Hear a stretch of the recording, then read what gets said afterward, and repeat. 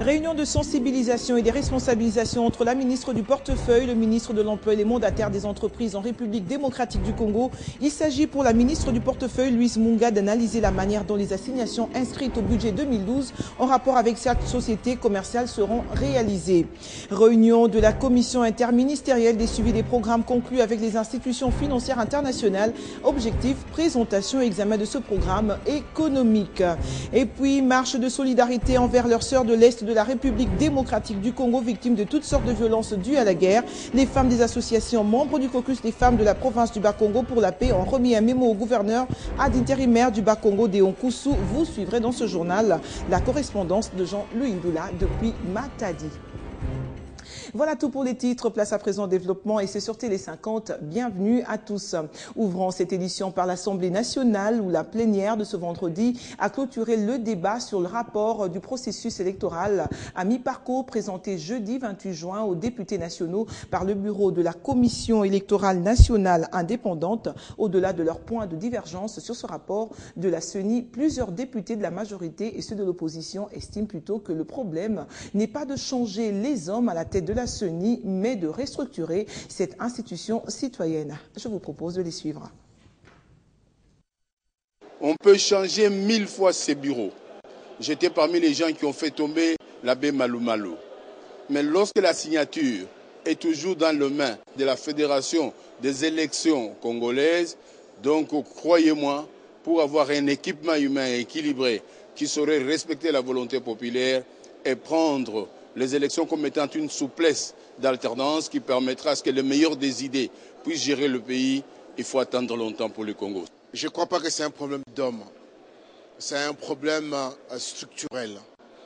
Un problème qui relève de la compétence de nous d'abord, autorités budgétaires, et nous qui sommes législateurs, qui avons mis en place la loi électorale.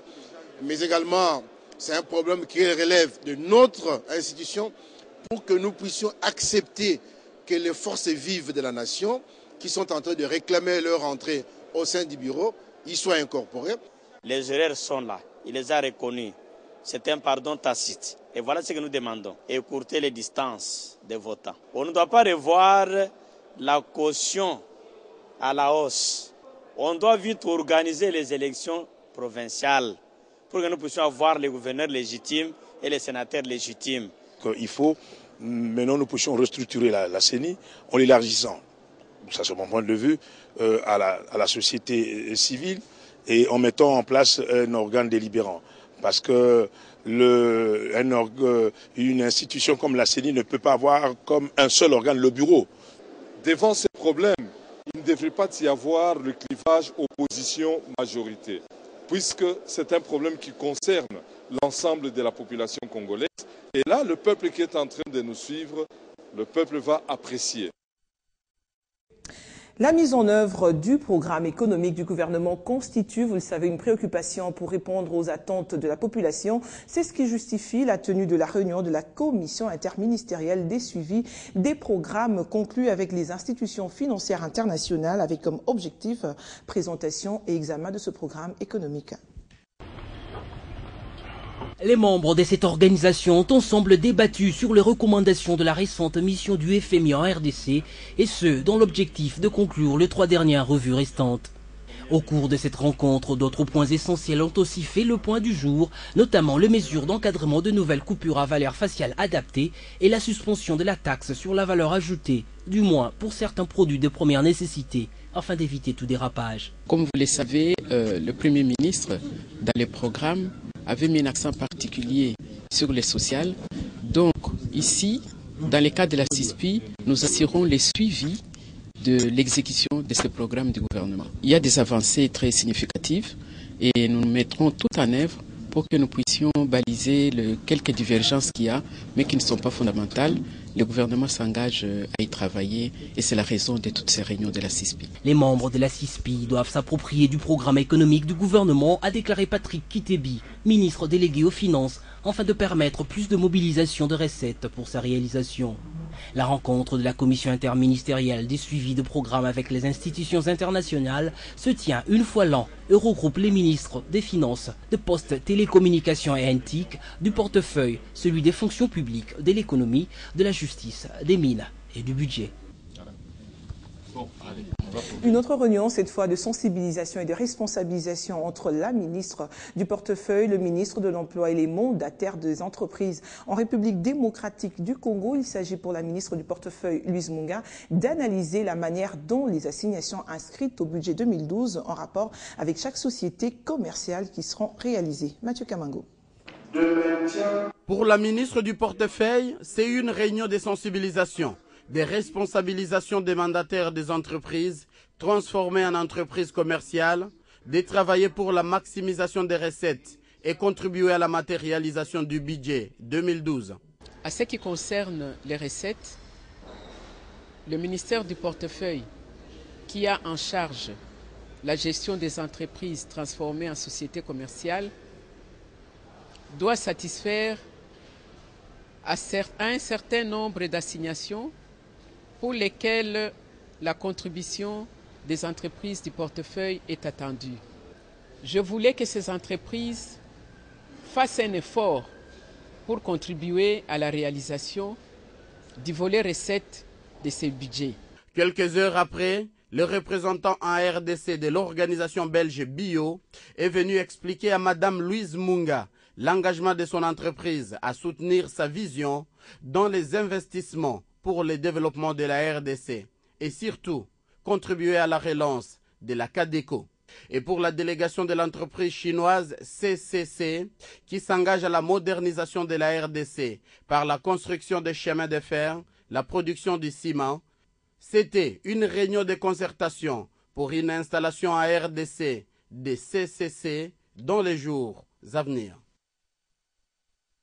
L'actualité, c'est aussi les femmes des associations membres du caucus des femmes de la province du Bas-Congo pour la paix qui ont effectué ce jeudi dans la ville de Matadi une marche de solidarité envers leurs sœurs de l'Est de la République démocratique du Congo, victimes de toutes sortes de violences dues à la guerre. Et à ce sujet, un mot a été remis au gouverneur intérimaire de cette province, Deo Koussou. Les précisions, c'est avec Jean-Louis Ndoula, notre correspondant sur place. Elles étaient nombreuses, les femmes responsables et membres des ONG féminines composant les caucus des femmes du Bas-Congo pour la paix à avoir pris part à cette marche qui est partie de la place couvent des Sœurs dans la commune de Matadi jusqu'au gouvernorat de la province du Bas-Congo. Une marche effectuée dans le but de manifester leur soutien et leur solidarité à l'endroit de leurs sœurs de l'Est du pays, victimes de toutes sortes de violences dues à la situation de sécurité instaurée par les rebelles ennemis de la RDC. Leur volonté a été exprimée dans les mémos qu'elles ont lus à l'intention du gouverneur AI du Bas-Congo de Koussou avant de nous remettre en main propre. Les exposés des motifs du document ont donné lieu à des recommandations faites au chef de l'État, Joseph Kabila Kabange. Les femmes du Bas-Congo lui demandent, tout en lui assurant leur appui, à poursuivre et à intensifier les actions visant à mettre un terme à la guerre et à l'insécurité qui règne dans la partie est de la RDC. Et c'est à travers la mise hors d'état de nuire des fauteurs de troubles et leurs commanditaires. À l'Assemblée nationale, au gouvernement, aux cours des tribunaux et à la MONUSCO, elles ont recommandé la recherche de leur part des voies et moyens devant amener à la stabilisation de la situation sécuritaire dans l'est de la RDC et à la protection des femmes. Enfin, le gouverneur AI du Bas-Congo de Koussou les a félicités pour la discipline dont elles ont fait preuve pendant la marche. Jean-Louis Ndoula, Matadi Télé 50. Autre chose, grandes activités diplomatiques du ministre Raymond Tshibanda, ministre des Affaires étrangères, coopération internationale et francophonie, qui revient d'une tournée en Amérique latine et en Europe. Et à l'étape de Bruxelles, il a eu des entretiens avec son homologue Didier Reynders. Raymond Tshibanda était porteur de messages de la RDC concernant la situation dans l'Est qui aspire à la paix. Reportage. C'est au Palais Royal d'Edmond à Bruxelles qu'a eu lieu cette rencontre entre les deux ministres. Après cet accueil franc, chaleureux et amical, Raymond Tshibanda a donné la position de son pays, la République démocratique du Congo, quant à la situation qui prévaut dans l'Est. Je pense que Kigali est aujourd'hui le seul qui prétend qu'il n'appuie pas les autres. Je pense que vous avez entendu beaucoup de voix avant la mienne dire exactement la même chose. Nous avons eu l'occasion de recevoir nos voisins à Kinshasa il y a peu. Et nous avons mis devant eux les différentes preuves que nous avons. Maintenant, c'est à eux à démontrer que cela n'est pas vrai. Je pense que tout le monde sait ce que les populations dans cette partie du continent africain ont souffert. Les gens savent quels sont les efforts qui ont été faits pour qu'aujourd'hui nous ayons la paix. Et je pense qu'il est du devoir du Conseil de sécurité, qui a en charge la sécurité internationale, de réagir rapidement alors que la situation est encore au début, avant qu'elle ne dérape sérieusement. Bruxelles, qui considère Kinshasa comme son premier partenaire, suit de très près cette situation.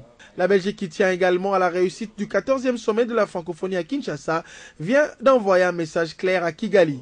L'Union européenne, ce que nous avons fait hier dans un Conseil Affaires étrangères, prenne une attitude très claire pour montrer sa préoccupation, son soutien aux autorités congolaises dans la lutte contre les rebelles, dans la volonté d'arrêter notamment Bosco Ntaganda, et puis la demande qu'il n'y ait aucune aide extérieure qui soit apportée aux rebelles.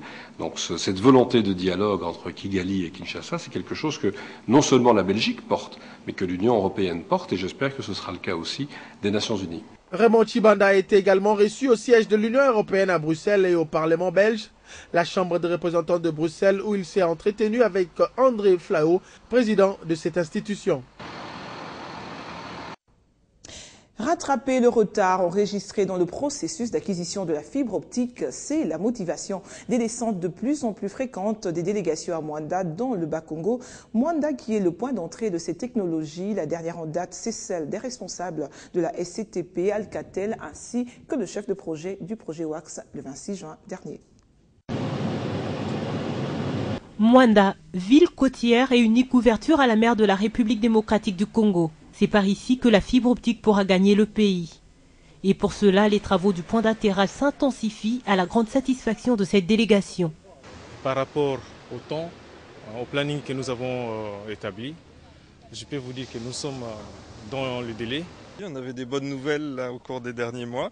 Ces bonnes nouvelles se confirment. Donc à partir de là, moi, je suis venu faire une étape puis donner un feu vert pour le début de notre chantier. Que le réseau soit prêt à temps. Ça a l'air d'être tout à fait sur les rails pour que ça se réalise. La première tentative de construction du point d'atterrage a échoué et il y a à peine 15 jours que ces travaux se font avec cette fois un peu plus de rigueur. Nous avons dit que nous terminerions le génie civil, toute la partie génie civil, et Alcatel pourra intervenir à partir de fin juillet. Nous y sommes engagés et nous nous tiendrons là. Jusqu'à quand attendre la réalité de la fibre optique en RDC? Réponse. C'est un peu difficile à dire, on n'a pas fini notre tour. En tout cas, ça sera au cours de 2012, c'est sûr. Après, les dates précises, il faut qu'on consolide, on ne peut pas vous donner ça comme ça. C'est l'entreprise Alcatel qui fournira les équipements nécessaires en provenance d'Anvers. Prochaine visite de telle envergure, ce sera le jour de l'inauguration, les travaux étant déjà considérablement avancés. Et puis, sachez également que la compagnie aérienne congolaise Fly Congo est passée à la vitesse de croisière. Après avoir conquis l'espace aérien congolais, le MD-82 de Fly Congo a atterri mercredi à Johannesburg. C'est son premier vol inaugural dans l'espace africain. Johannesburg, destination des rêves et des affaires. L'avionneur était au rendez-vous, mais également eux, les passagers. Ils ont répondu nombreux rendez-vous. Une réussite, ce premier vol inaugural de Fly Congo au pays de Mandela. Je pense que les choses se sont bien déroulées. On a roulé correctement et en temps voulu et on est bien arrivé. Je crois que c'est une bonne chose. Ouais, c'est bien passé et c'était vraiment super. Le service à bord était aussi impeccable. On n'a pas eu de secousses, aucune inquiétude. Et on a atterri en douceur. Vraiment, c'était très bien. Une réussite, ce premier vol, et un pari gagné pour le patron